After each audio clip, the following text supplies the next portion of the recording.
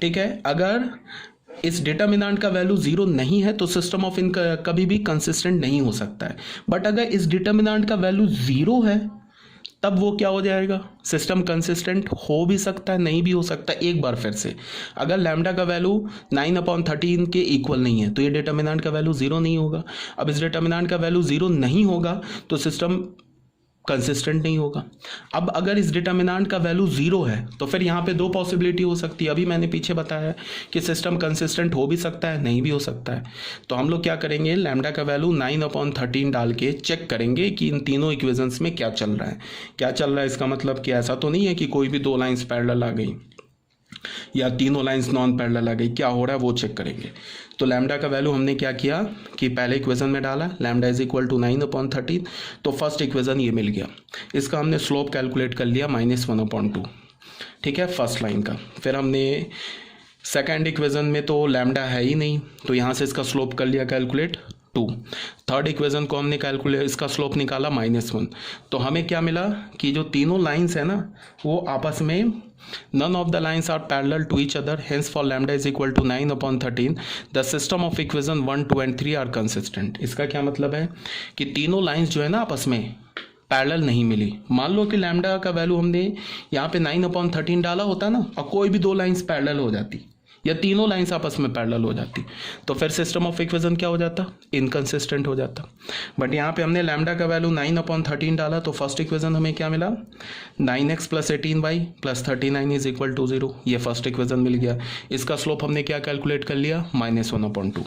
फिर दूसरा लाइन हम का स्लोप क्या मिला 2, तीसरे लाइन का स्लोप क्या मिला -1।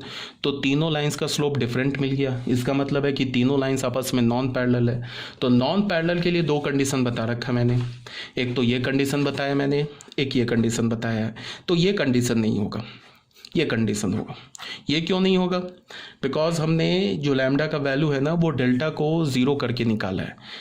तो अगर वहाँ पे उस केस में डेल्टा को ज़ीरो करके निकाला है और अगर हमें क्या बोलता हूँ तीनों लाइंस आपस में क्या हो जाए, नॉन पैरेलल हो जाए, तो फिर ये कंडीशन आ जाएगा। ठीक है, तुम देख लेना यहाँ पे ये जो तीन इक्वेशंस दे रखे हैं ना यहाँ पे निकाला है, एक ये इक्वेशन और एक ये equation, equation number 5 and equation number 6। इसमें तुम करना क्या कि किसी भी दो इक्वेशन से तुम x और y का वैल्यू निकालना और थर्ड इक्वेशन में डालना, वो सेटिस्फाई कर जाएगा। तो सिस्टम ऑफ इक्वेशन क्या हो जाएगा, कंसिस्टेंट हो जाएगा। ठीक है, तो ये था हमारा system of equation containing 2 variables and 3 equations. तो यहाँ तक तो क्लियर होना चाहिए, कोई प्रॉब्लम नहीं होनी चाहिए। अब आ जाओ थर्ड पॉइंट पे जो कि हमारा इम्पॉर्टेंट है। ये जो थर्ड पॉइंट है ना ये इम्पॉर्टेंट है, तो इसको ज़रा ध्यान से देखो। थर्ड पॉइंट में क्या दे रखा है, system of equations in 3 variables and 3 unknowns. यही इंपॉर्टेंट है। अब यहाँ पे हमारे पास क्या होगा, सिस्टम ऑफ इक्वेशन कैसा मिलेगा जिसमें 3 वेरिएबल्स होंगे एंड 3 अननोन्स होंगे। ठीक है, इसको इस टाइप के इक्वेशन को हम जिसमें 3 वेरिएबल्स हो 3 अननोन्स हो, 4 वेरिएबल्स हो 4 अननोन्स हो, 5 वेरिएबल्स हो 5 अननोन्स हो, मतलब क्या है, number of equations and number of variables जिसमें सेम हो, इसको हम दो मेथड से सॉल्व करते हैं। पहला क्रैमर्स रूल से, क्रैमर्स रूल को हम क्या बोलते हैं, डिटर्मिनेंट मेथड, और दूसरा गॉस जॉर्डन मेथड जिसको हम मैट्रिक्स मेथड बोलते हैं।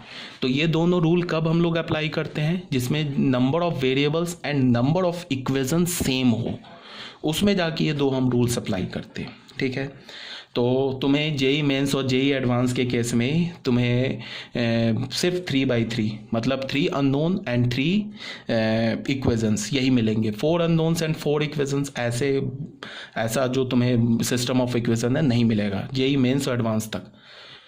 ठीक है, जो हमारे सिलेबस में क्या है, 3 इक्वेशंस एंड 3 अननोन्स, जिसमें 3 अननोन्स होंगे, 3 वेरिएबल्स होंगे एंड 3 इक्वेशंस होंगे।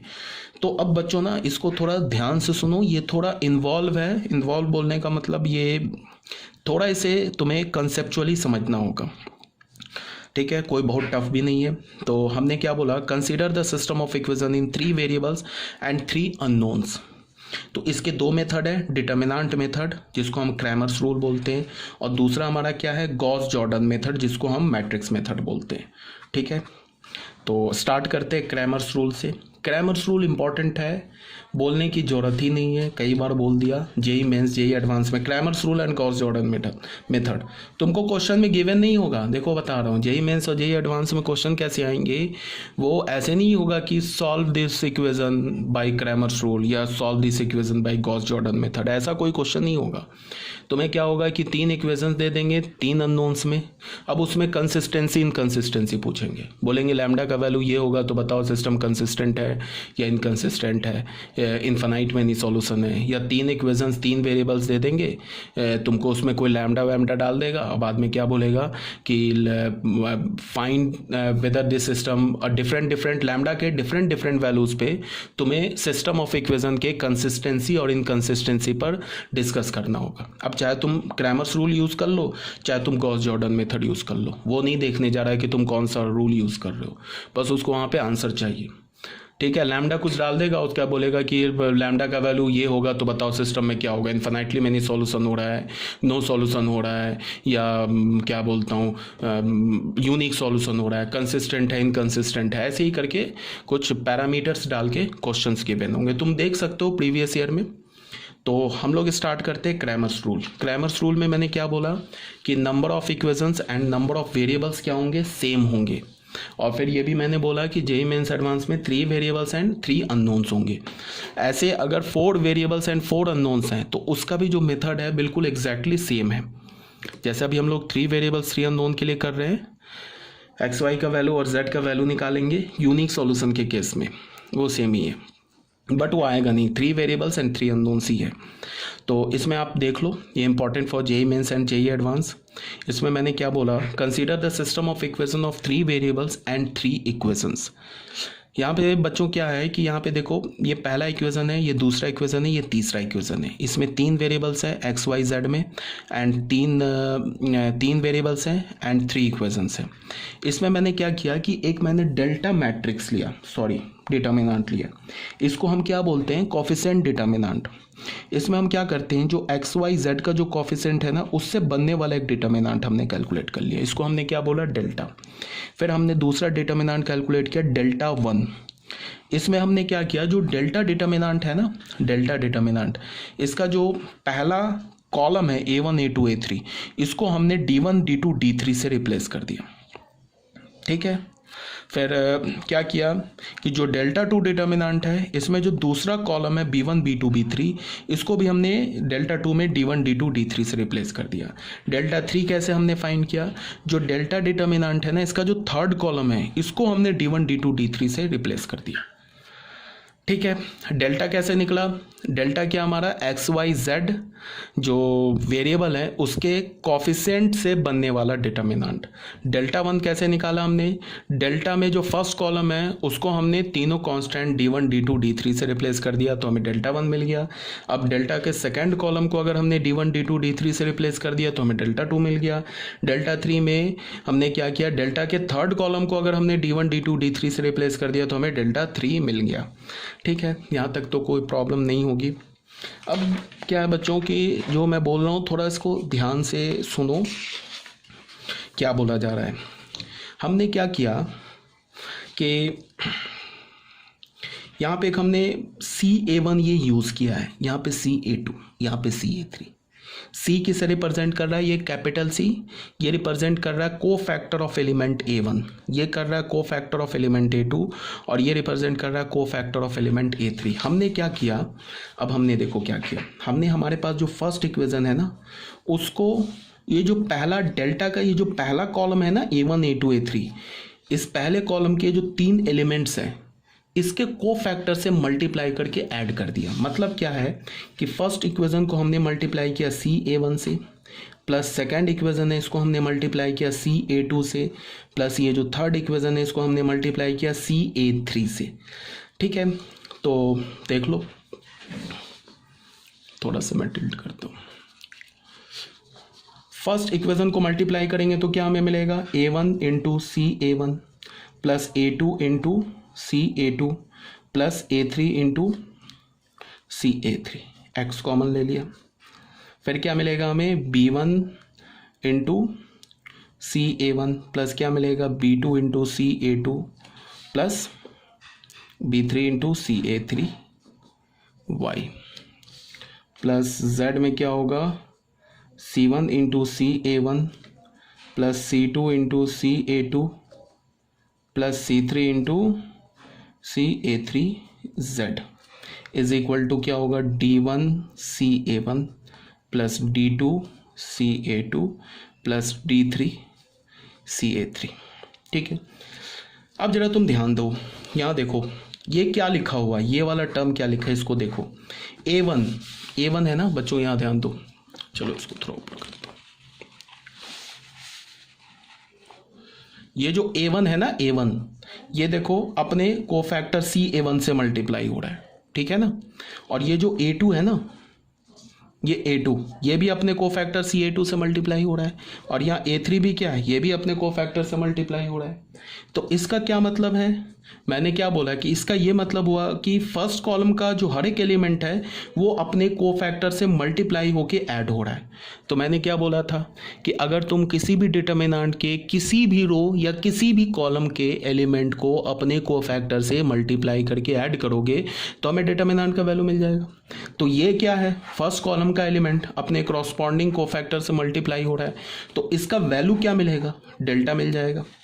ठीक है, अब इसको देखो, ये क्या है हमारा CA1 B1 B2 B3, ये जो तीन एलिमेंट्स है ना B1 B2 B3, ये तो सेकंड कॉलम के एलिमेंट है, बट ये CA1 CA2 CA3 ये जो है ये तो फर्स्ट कॉलम का कोफैक्टर है ना।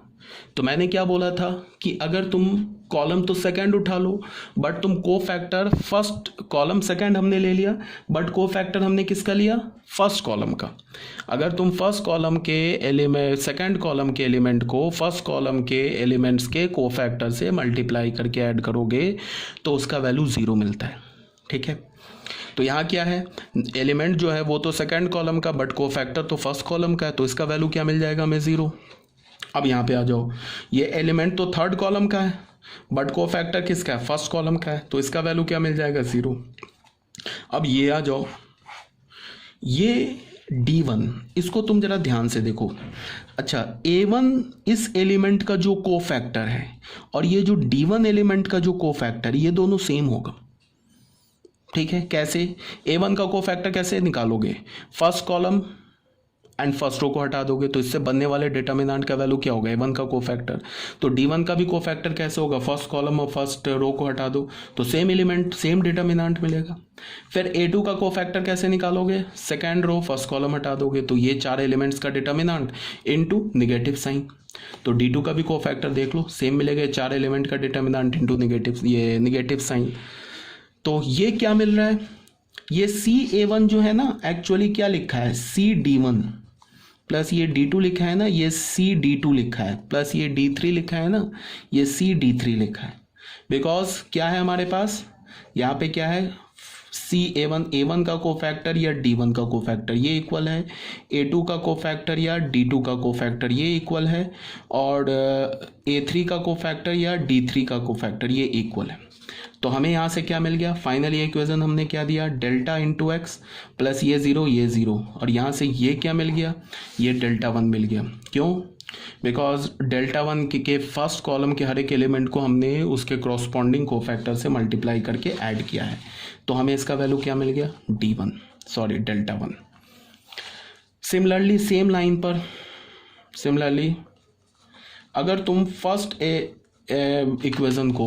इक्वेशन को जो इस डेल्टा है ना, डेल्टा ये जो सेकंड कॉलम का एलिमेंट है, ठीक है, फर्स्ट को तुम मल्टीप्लाई करो CB1 से, सेकंड को मल्टीप्लाई करो CB2 से, प्लस थर्ड को मल्टीप्लाई करो CB3 से। मतलब क्या है कि ये फर्स्ट इक्वेशन को तुम सेकंड कॉलम के का जो फर्स्ट एलिमेंट है ना इसके कोफैक्टर से मल्टीप्लाई करो, सेकंड इक्वेशन को तुम सेकंड कॉलम का जो सेकंड एलिमेंट है ना B2 इसके कोफैक्टर से मल्टीप्लाई करो, ये थर्ड इक्वेशन को सेकंड कॉलम का जो थर्ड एलिमेंट है ना B3 इससे मल्टीप्लाई करके ऐड करो।